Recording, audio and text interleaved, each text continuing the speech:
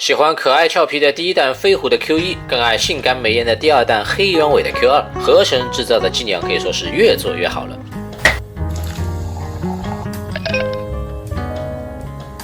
可乐呀，嘉宾玩具要走心，欢迎收看 TF 圣贤的玩具视频分享。今天来玩一款新玩具，合成制造 RS02 星花黑鸢尾，这是他们家出的第二款机娘了。包装盒比起第一款就要大很多，整体以紫色为主基调，正面朦朦胧胧可以看到这款机娘模糊的影像。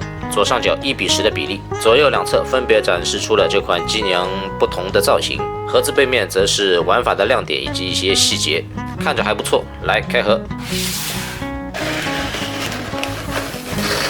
这次给的内容物非常多，整个桌面都摆满了。我们一层层来看一下具体有哪些东西。第一层是主体加上它的一些替换件和主武器，第二层有一个非常大的翅膀和背包的一些组成部件，第三层就是武器库了。这次的武器可以说是一个卖点了，重型支架需要自己组装一下，按照说明书来组装，几分钟搞定。主体说明书分为正反2页，内容是一样的，中文和日文的区别，可玩点是比较丰富的。先来看轻装模式，主体拿出来后，先要帮它装上脚，它有站立脚和浮游脚2种，安装的方式非常简单，对准插孔卡进去就行了。这个脚板实际的触地面积比较小，需要你调整好它才能够站得稳，一体性没什么问题。现在重量偏轻，因为是轻装模式。先来称一称它的重量，只有58克，等会儿再来称一下重装形态有多重。尺寸方面来和 RS01 的飞狐做一下对比，两款都是1:10的比例，但显然黑鸢尾在身高上要高出很多，主要是它的腿够长。飞狐的身高是17厘米，黑鸢尾则有将近21厘米。身材比例，个人觉得飞狐比较好一点，这个2米长的大长腿有点太长了，比例上不太协调。首先，这款黑鸢尾的造型非常的鲜明，它的身体是人形的结构，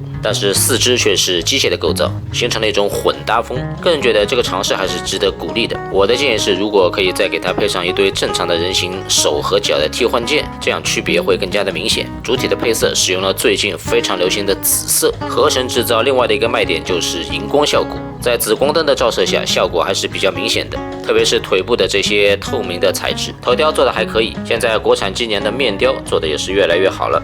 可以看到它的发型是带自然卷的，还做出了有层次渐变的效果。头上面有2个小啾啾，带着一对天线，比较具有科技感。一共是给了4张表情脸，分别是微笑脸、愤怒脸、病娇脸和眨眼脸。眼睛的角度是可以通过这个小工具来调整的。这个表情让他翻个白眼，简直绝了。病娇脸和生气脸还有一个隐藏玩法，用紫光灯照射会有荧光效果。病娇脸眼睛带有爱心图案，生气脸则是菱形的图案。更换表情需要拿下前额的这块部分，它的前额也有另外一个替换件，多了一对小装饰。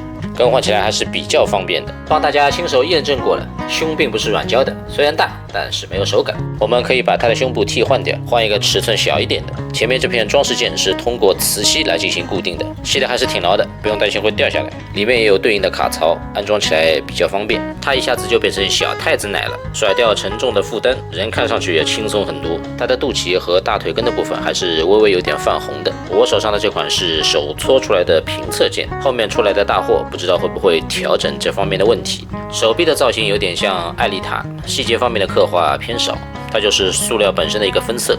双腿自然就是重点了，它有着很明显的薄机质机甲的特点。首先使用了大量的紫色透明件，非常漂亮。其次，很多的细节都是通过影印来增强，另外加入了金色的点缀来提升视觉感。主要是这个造型你能不能够接受？还有一个问题就是站立的稳定性，调整好之后呢，还勉强凑合。后背目前是没有任何背包的搭载，全都裸露在外面。它如果能再送2个堵插孔的挡漏件，后背看上去就会更好看一些。好巧不巧的是，关键的地方确实堵住了。来玩一下它的可动，头部分2个关节，本身脑袋的部分可以上下活动，角度可以说是比较大的，360度也可以旋转，也可以左右歪一下脑袋。下面脖子的部分也有比较不错的可动性，所以这2个关节配合起来玩的话，基本上摆拍是没有问题的。胸腹部的关节可以帮助它实现一定角度上的旋转，把玩起来也比较有阻尼感。胸腹部还可以前后活动，帮它解锁更多的姿势。肩膀关节可以前后活动，大风车也没有问题，侧平举标准90度，手臂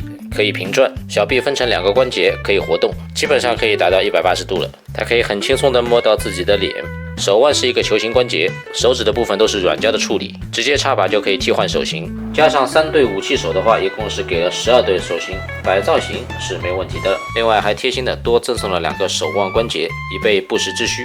胯部有一段下拉关节，以增加前后踢腿的角度。它这个关节还是比较偏紧的，角度并不算特别大，朝外踢腿只有这么一点点。大腿根部关节可以360度旋转，小腿分2段关节后踢，这个角度表现还可以。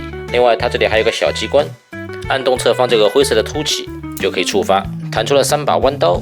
这个小机关设计的还挺有意思的。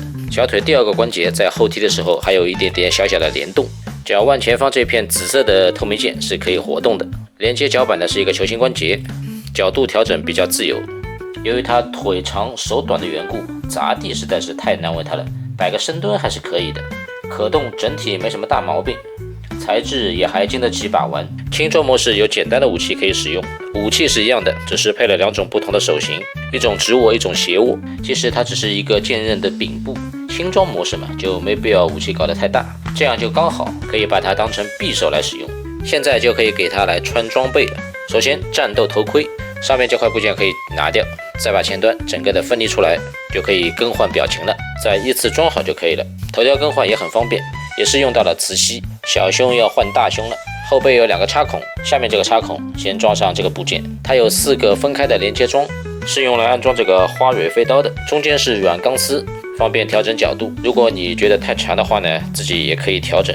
把它装上去来看一下效果。我是考虑到这4把花蕊飞刃等会儿作为另外一种武器展现时的美观度，所以呢就暂时没有剪短。背包有2种安装方式，我们先把这个黑色的连接件安装上去，装上第1种连接的部件，两边再安装上翅膀。装上这个斗篷之后确实非常帅气，加分很多。我本来还担心它站不稳，没想到居然能够站住。它现在这个状态有点像战斗天使把翅膀收拢起来的样子，就自然的形成一个斗篷，也可以起到防御的功能，并且使用了大量的紫色透明件，经过灯光的照射非常漂亮。重装形态果然是要重很多，125克，等于多了一个主体的重量。